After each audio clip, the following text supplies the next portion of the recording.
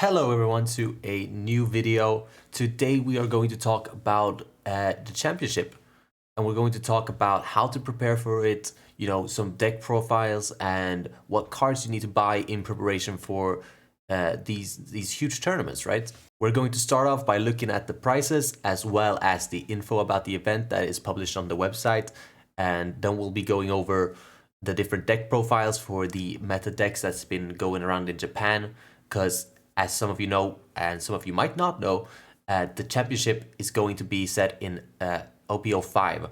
So a set that we don't have released yet in the West.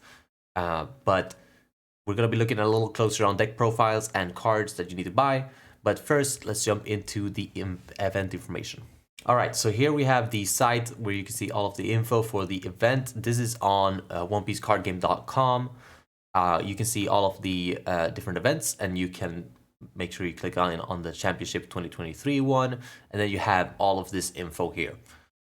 So they mention how it works and how you register here. If you haven't already registered, you can register to get into the wait list if it's sold out. I know the Europe one sold out in 10 minutes, so I'd say it's pretty unlikely if you haven't gotten into it already, but you might as well register to get on the wait list, just in case. This is, quite a hassle to travel and stuff, so a lot of people might not be able to show up, and then, you're in. So I suggest everyone signs up for whatever wait list is available, so that you might have a chance to get in the event. Otherwise, we have the prices. We haven't got an announcement on the participation playmats, but basically you only get these packs, which are all reprints. This is an event pack that we've had before, and then this one is a bunch of cards we've had before, but some of these are with a more full art. You can see these Rhisos and these three here. They have these text boxes on them, and on these ones they're a little more zoomed in, I think, and the text box is gone, so they look lovely. And then we have these ones here. The Barto and Jinbei are very expensive cards, so very good cards that you can get from this, as well as all of these cards are stamped with the Championship 2023 stamp. So that's super sick. Then we have the Celebration Pack, which includes a bunch of different promos that we've had throughout the release of the game, and they're all stamped with the same Championship 2023 marker. These are great because these are some that are very hard to get their hands on. Like this one's, I've been wanting to get this one forever. I haven't found it anywhere. But some of these are great cards. When super sick arts, we got the Brook, right? We got the Mihawk. I think this is only great. So some of these look amazing. Then we get into the top player packs, right? These are also amazing, like Killer and Drake here, who's never had any sort of alt art, as well as this Basil Hawkins. They've never had any sort of foil card, but now they do, and they're all very playable cards. We've also have this Beji that is the busted 2K one, as well as the new OPO 5 Kid. Actually, it's a starter deck 10 Kid, sorry. The starter deck 10 Kid gets an alternate art as well, which is great. This is the same one as before, but they're stamped with finalists, I think. These ones are the same before, stamped with finalists. And then these ones are stamped with winner. And then we have the uncut sheet here. I think that's for top 32, if I'm not mistaken. Let's double check. So uncut sheet. Oh, it's top 16. Okay, so top 16 gets this sheet. If you don't know, when they print out cards, they put them on these sheets and then they cut them up, right? But this is what it looks like before it gets cut. So this has all of the alternate arts from set 5. I do believe it's all of them, as well as all the leaders alternate art here, the Luffy here, not the signed one but the other one, and then we also have the 3 manga arts from set 5 in here. Absolutely incredibly. I would love to get my hands on one of these. Not sure how I'll take it home with me though, because my packing's gonna be shit, but if I do get one of these, that would be sick. Then we have the playmat, the finalist playmat. This also looks incredible. And then we get into the top 3 prices, right? So here we go. Top 4, you get kind of just some extra packs, and then you get a booster box, which is kind of unlucky. If you get 4th place, I'm really sorry, man. But then if you get 3rd place, you get all these nice stuff, and then you get the 3rd place trophy card, which is this new 9-cost Kaido from the starter deck. The one that has Rush, right? But this new art is incredible. I mean, these borders, insane. And then it got the 3rd place championship stamp or down here. And then that goes for 2nd place as well, 2nd place stamp, and then 3rd place stamp. And as you can actually see, they all have different borders here. You can see this one is bronze, and all the characters and stuff is bronze, and then silver for 2nd place, and then gold for 1st place. So these are insane. We'll be going for a lot of money, considering that I think there's literally only going to be 4 copies of each of these cards, right? Like there's only 4 championships right now, right? Unless there's been some in Asia that I'm unaware of, but I'm pretty sure this is just Europe, North America, South America, as well as Oceania. Yeah, so there's gonna be 4 copies of this card, as well as this card, as well as this card. But you're gonna basically be unable to get a playset. And if you do, you're gonna be feeling like fucking Kaiba in that one part of the show where he gets all the 4 or the 3 blue eyes white dragons, and then he rips. You get the point. You watch Yu-Gi-Oh! I bet. So these prices are sick, super good. Definitely worth getting anywhere in the top anything, because just getting some more of these packs would be great, because obviously the Barto and Jinbei are worth a lot of money. And these are just great for anybody trying to collect cards. And unfortunately, the prices of these ones are gonna plummet, because these ones are just infinitely better, but they weren't very expensive in the first place. So these are sick, great card, great prices. Let's hop into some of the deck lists that you'll need to have a look out for if you're going to have any sort of chance in this tournament, right? We're gonna start off with Sakazuki.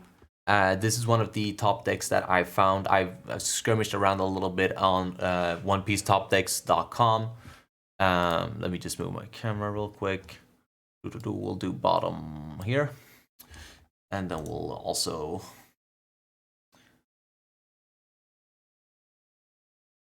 flip it like this. So I've skirmished through the OnePieceTopDecks.com, and I've looked at all the Japanese OPO5 like winning decks and stuff. And basically, you need to know that, right, this tournament is going to be held after the release of set 5, but before the release of the Uta starter deck and, the Sorosanti starter deck, as well as OPO6, So you can't play the Uta leader or anything like that. You're going to be playing OPO5. And I've been looking at the deck lists, looking for the most consistent builds here that I can show you, so I don't show you a random ass build and it's all whack. But these are like the most consistent cards that you're going to see. Obviously, you can change out a lot of these depending on what you want to build, but it's a strong base. This is a very strong base for you to start building your deck. Like, you can switch out cards and stuff, but having this as your base is really good. So starting off with Sakazuki, we've got a bunch of different cards here. As you can see, this is stretched out ever since OPO2 all the way to OPO5. Actually, we even got OPO1 in here. So some of these cards are going to be a little bit more expensive than others, unfortunately, and you might not be able to get your hands on them because they are so expensive. But here is a list of cards that you might want to consider picking up that are used in a lot of different Sakazuki builds. But most importantly are the Kusan here, the Borsalino, the Sabo, and the Mihawk. These are the super rares from OPO2, OPO1, as well as OPO4. Starter deck cards are gonna be hard to get your hands on as well if you don't have the starter deck. So I suggest you buy some singles off of like Card Market or what was it called, TCG Player, the whatever the market for cards is for you in your local area. So starter deck cards, very important to get your hands on. Tashigi specifically is a very good 2k counter. Still in OPO5 is a very good 2k counter. Hina is a tech card that some people have been taking in. I've seen a lot of decks play this card, and it is a starter deck card, so I thought I'd mention that you should get this as well. Obviously, when I'm talking about all these cards, I've left out things like Tsuru, as well as, you know, or like Seth and stuff, because this is cards that I'm gonna assume that you already have, assuming you've bought like one or two boxes. If you don't have these cards, obviously, you know, look at the deck and then, you know, see what cards you want to get from there. You can do that yourself, I'm pretty sure, but those aren't gonna be expensive cards. You're gonna be able to trade for them at locals. It's not gonna be a problem. But the starter deck cards, as well as the super rares, they're gonna be in here. Because those are a little harder to get your hands on, and you might have to order them. So Tashigi, Hina, these admirals here, they're pretty expensive at this point, I think. So those are gonna be a little tough to get your hands on, but you kind of have to if you want to play Sakazuki. Sabo shouldn't be a problem, not very expensive. Get 4 of him, very good card. And then Mihawk, unfortunately, is going to be very expensive. Set 1 has been going up crazy ever since the rumor that they're going to stop reprinting. So unfortunately, for Mihawks is very, very important for this deck as well. So if you do have the money to spend, or if you maybe already have 4 Mihawk, you know, that's great. Get your hands on those, put them in the deck. Great Eruption and Marineford are also just great tech cards for lowering cost. Lowering cost in Sakazuki is very powerful because you're already doing it with your leader, and you're able to hit very big targets with cards that normally can't hit very big targets. So these are great cards to buy as well. Moving on to Purple Luffy. This is also one of those lists that I found. Unfortunately, Luffy is going to cost a lot for you as well, assuming that you don't have cards already that you need for Luffy. As you can see here, there's like some OPO5 cards, like this kid, this here and this here. There's basically just 2k counters, and then the rest of the deck is starter deck 10 or anything before that. So obviously we're gonna assume that you have starter deck 10, because I'm not fucking with putting in all those cards here. Starter deck 10 is really good. You should have gotten 2 copies the second you saw the reveals of the cards. So hopefully everybody has their hands on 2 copies of starter deck 10. If not, you'll have to buy some of those cards as well. Other than that, you need to get 4 copies of Ulti and 4 copies of Page 1. Not sure how much these cost as singles, but I do highly suggest that you just buy at least 1 copy of the Animal Kingdom starter deck, because you're also going to be needing Queen and Kaido and a Blast Breath. Blast Breath is kind of a not staple, but it's a good tech card. But Kaido, Queen, Page 1, and Ulti you see in every purple Luffy list. So I highly suggest you buy at least 1 copy of the starter deck, especially since Queen and Kaido both go for quite a lot of money. So hopefully you can get your hands on a starter deck. I know that they can be a little hard to get your hands on, but highly suggest you do. Other than that, we have the Film Uta. This you might as well just buy singles. I think this is not super necessary. It's a good card, don't get me wrong, but it's not as necessary. It's not worth buying 2 copies of the film starter deck just to get for Uta. I'd probably recommend buying her as a single. And then we have Magellan and Polly, super rares from set 3 and set 2. So these are just really good cards and are very, very strong in Luffy. We've seen basically all of the Japanese top decks use these cards. So I highly suggest to get your hands on 4 copies of each of these. Polly shouldn't be too expensive. Magellan has been going up a little, but it's not the end of the world, I don't think. You should be able to buy 4 copies still. Moving on to a similar deck, we've got Red Purple Luffy. Alright, so as you can see here, this is obviously a mistake on One Piece top decks, and this is supposed to be Red Purple Luffy. So looking at Red Purple Luffy's deck, you can see they run a lot of early ramp, and as well as hard, big endgame monsters like Whitebeard, this kid, as well as the Gear 5 Luffy.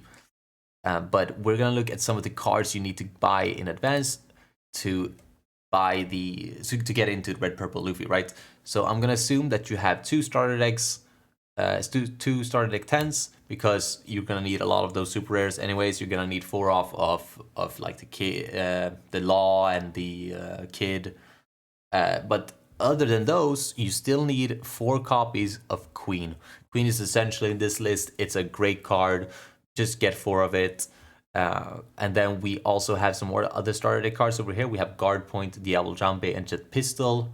These come in the starter deck 1 Luffy, red Luffy deck. You should have 4 copies of Guard Point already, considering it's been such an essential card basically through the entire meta of the game, and it's still very relevant in OPO 5. But if you don't have those, get those, whether it's through buying a red starter deck or just buying singles off of whatever market you have. This goes for Diablo Jambe as well, and Jet Pistol. They're all very good cards. Unfortunately, they all come in the starter deck. So maybe it's cheaper to just pick up some starter decks. They're not very available, I know that.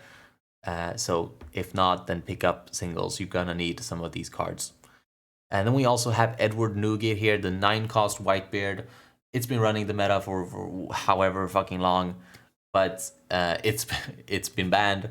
If it gets unbanned with set 5, you need to get 4 of these cards if you want to play Red Purple Luffy.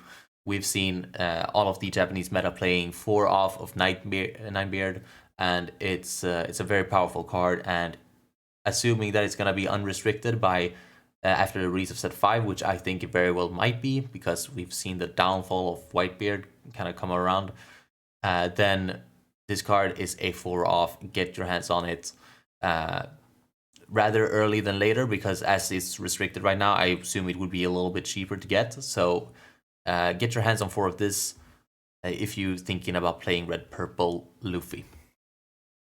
Moving on, we have NL.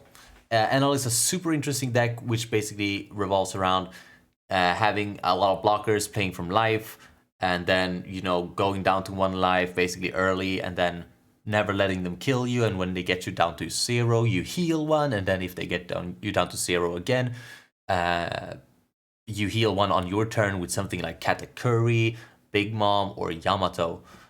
So a lot of great cards in here. We also have this El Thor, which is basically the radical beam of yellow. It basically says if your leader, if your opponent's leader has 2 or less life, then you get 4,000 power. Right? It's the same as rad beam. You get 2,000, and then if they're at 2 or less life, you get 4,000. And the cards you're gonna need for this NL is unfortunately a little unfortunate. I kind of suggest that you don't play NL unless you've already bought all the cards for yellow before, like you have a playset of Katakuri already, because if you're gonna buy a playset for Katakuri to play NL, that will cost you. It will cost you so much fucking money. I think this card is around 40 or 50 euros, which is an insane amount. That's like 200 euros for a playset. It's absolutely crazy how expensive that is. But you do need 4. You literally need 4. So if you have 4 Katakuri already, or you have the money to spend on Katakuri, by all means, play NL. The rest of the deck is pretty cheap. We've got Super Rare Yamato from set 4. Great card, has the same effect where it heals you. So you need 4 of Yamato as well. And then I've actually seen a lot of people play this Big Mom here, because basically if you play it and they're gonna have to give you a life, or your opponent has to trash a life, and you don't really want to give a life to an L, so it's basically a free trash one. And then we have Sanji as well as Brûlé. These are blockers that come out of life. We've seen Sanji be very prevalent in yellow decks for a while now, or like in OBO4, and then Brûlé has been prevalent since before then. They're great super rares, shouldn't be super expensive, and then Brûlé is from the starter deck, as well as this Linen is also from the starter deck, if I didn't mention.